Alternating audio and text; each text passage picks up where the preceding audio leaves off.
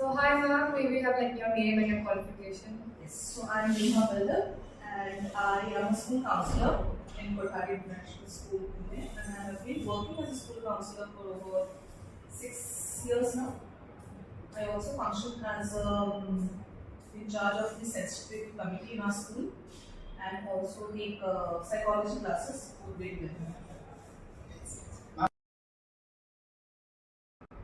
So hi ma'am, may we Ma'am, what would you say are the pros and cons of being a student counselor? Okay, so if we say pros, I think the fact that I have been in a particular school for a pretty long time, I really enjoy the fact seeing students grow from looking at them from their childhood stages to their adolescent stages. So the changes that I see, and when I talk about the changes, it's just not the physical changes that I talk about. It's also the emotional changes that a child, a student, teenager goes through. And I think observing those changes is very rewarding. And sometimes when I have students coming to me and seeking advice, seeking guidance, and actually working on it, it feels very rewarding.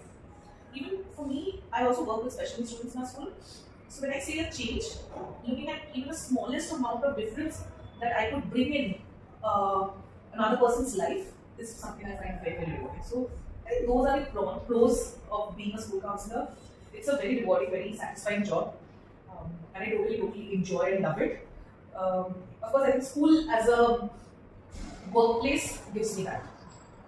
If you see the disadvantages or the challenges that I also face, I think challenges what we face is I don't face challenge in the system because I think CBSE has placed a lot of rules and regulations in place as to what a school counselor should be doing and what are the job expectations that's there from me. But sometimes I feel a challenge is or could be the mindset of people. And since I work with variety, when we say school, I'm just not working with the student. Beyond student, we have a parent standing behind the student. Sometimes I feel that would be a challenge.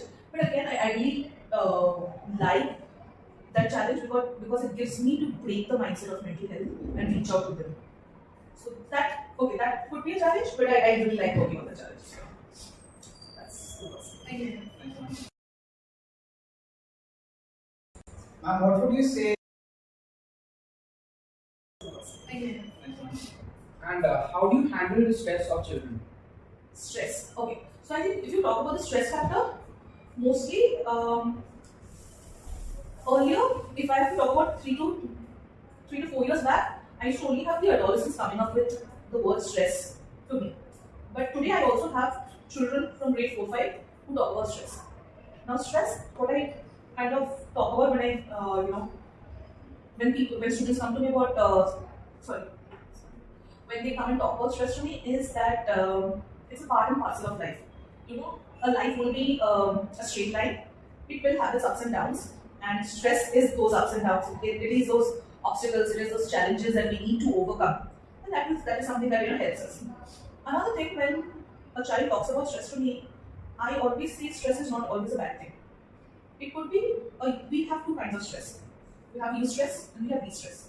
When we say eustress, it's a positive stress. Sometimes even you must have experienced this. Your exams are approaching, or maybe your project deadlines are approaching, and that's kind of causing you stress because you have to complete it. But that stress is allowing you to complete that work, and that is working as a positive stress factor for you. Yeah. But at the same time, sometimes the de-stress part that we have, where it's a negative one, it kind of drains us out.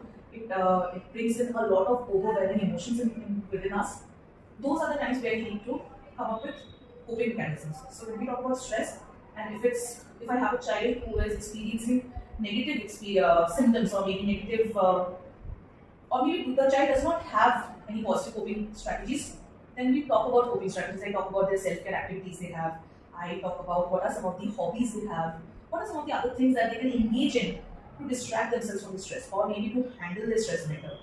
One thing that definitely helps is to engage in breathing exercises, engage in certain relaxation activities, and engage with family, friend, and find support system to talk about the stress that you are undergoing.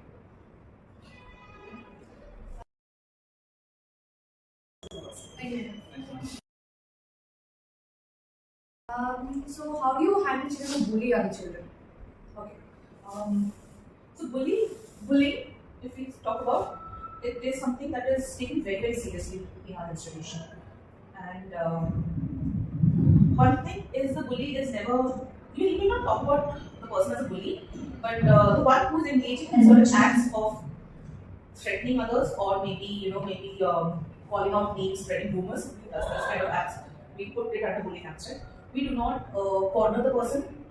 One thing that I try to do as a first aid in bullying situation is to make the person understand from the other person's point of view.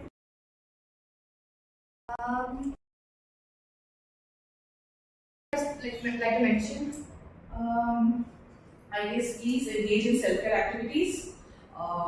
Take care of your mind, take care of your body. They are the most treasures that you can have in your life.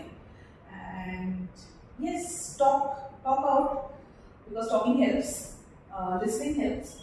Sometimes you may be the person who needs to talk out. Someday you may be the person where you listen to somebody else. Be a support system for other people. thank you so much. Like you